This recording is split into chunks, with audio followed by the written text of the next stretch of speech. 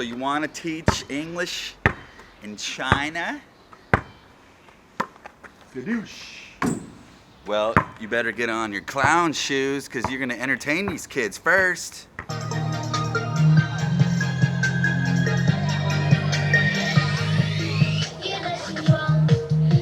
are feats.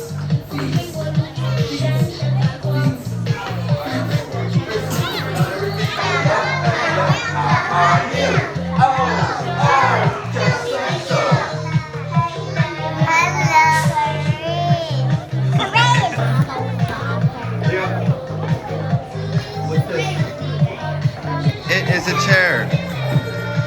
对对，回去回去。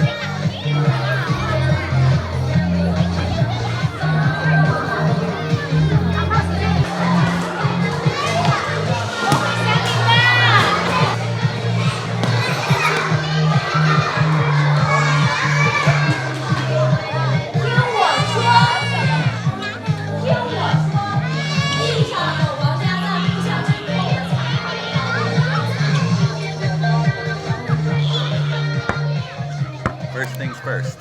First things first. You gotta entertain the kids. Games. Games. Playing games. All you do is play games.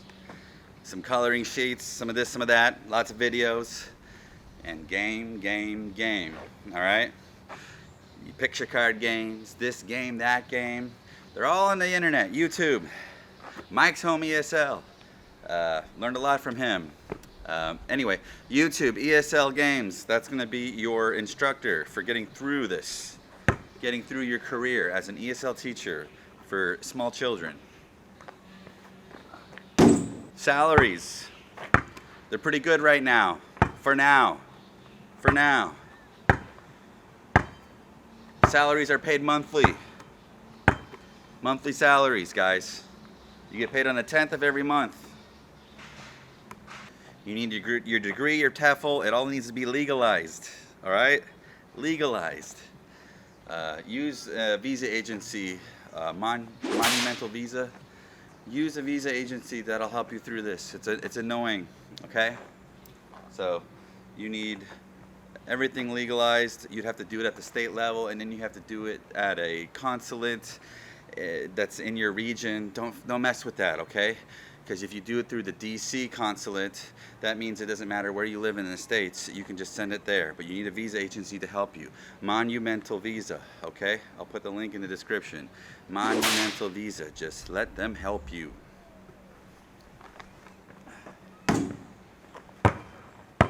So good, you got your TEFL notarized and legalized, you got your diploma legalized and notarized, you've got your criminal history, no criminal history, legalized and notarized.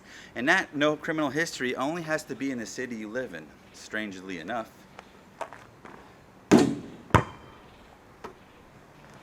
Strangely enough. Only in the city you live in. There's no FBI check.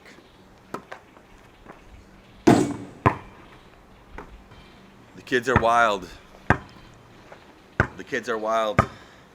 They'll drive you nuts. You got to keep them entertained every minute. As soon as there's a gap of your not entertaining them, and the next thing you're trying to do, chaos erupts. Now I'm lucky I got a Chinese teacher to scream at them because I'm just popping into class and leaving. Okay, it's not like my class. But generally you will be in control of your class and you'll be alone and maybe you'll have a helper. But it's your job, alone, solely. If you're coming to China, this thing still exists for another few years. I have my doubts. Let's just presume it will be here for another 5 years.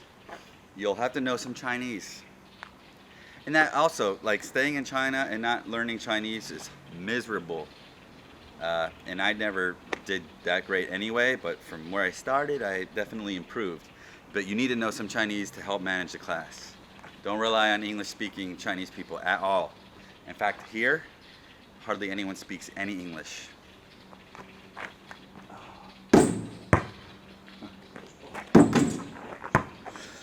Ooh, okay, it's too hot. It's way too hot. Anyway, you get to see the schoolyard. The KG schoolyard looks nice. A lot of it's useless, you know, and you're gonna have to deal with a lot of useless stuff that isn't really helpful to you and not having really what you need. But that's okay, you know, because you just make your way how you want to do it.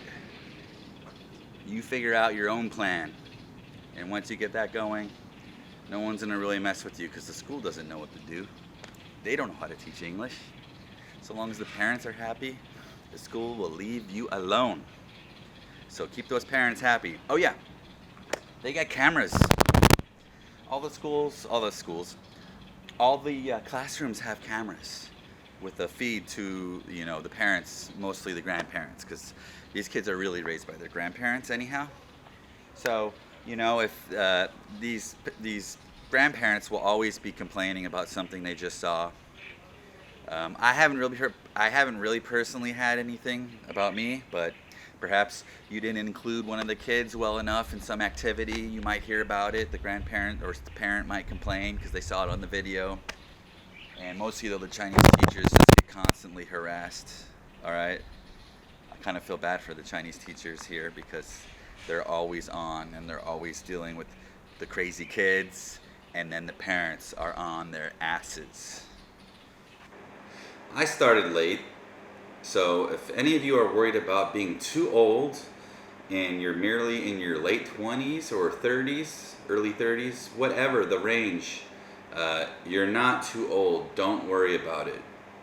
Yeah, you will be around some young guys and gals, but whatever. That'll just be your own insecurity making that difficult for you. Just look presentable and, you know, in good health and good shape, and your age is not consequential really. You know, when you get to the mid-40s, you might be pushing it, which back to me is where I'm approaching. However, I pretty much started ESL. I arrived in China only a few weeks after my 40th birthday. So yeah, I'm a late bloomer. And I already had a friend here in Shanghai. So I arrived here on a tourist visa. And obviously this was pre-pandemic stuff, so you know, you could do this, and I got there. I had most of my paperwork, but I didn't have everything, and even the school, my buddy's school that we were planning on having me, you know, get a job there, that didn't work out. They totally lowballed me and was like, well, you have no experience, so we're gonna start you off. I think they offered me 12,000 kwai. And this is when even a native speaker with no experience should get at least 16,000 kwai. My friend came through and he had a former colleague in another school, and they gave me a good offer. However, I had trouble with my documents. They weren't quite all in order. I think they weren't not notarized, they call it legalized. They weren't quite properly legalized because the information I was getting from my friend in that school, you know, they didn't know what they were doing. And that's another thing. That's another thing I want to touch on. These schools, they're always not, you know, they're always scrambling to get your visa stuff done. They're never in control, it seems like, in my experience at least. The visa process was always stressful, and you weren't sure if it was going to come through. And the school didn't really reassure you very well, as they seemed to be figuring it out as they were going along. Because most of these schools were probably just using illegal teachers, and now they're finally, you know, doing it the right way for the first time. That's kind of what happened at this school. They did come through. It was a struggle though, because when I moved over here from Shanghai, obviously, I'm in Sanya, China. I'll quickly say the reason why I ended up here is because my school in Shanghai suddenly closed one day. One of the branches took off with the money. The parents and the grandparents who arrived with the children to start the class arrived at locked doors, and they came to my location, which was the headquarters branch.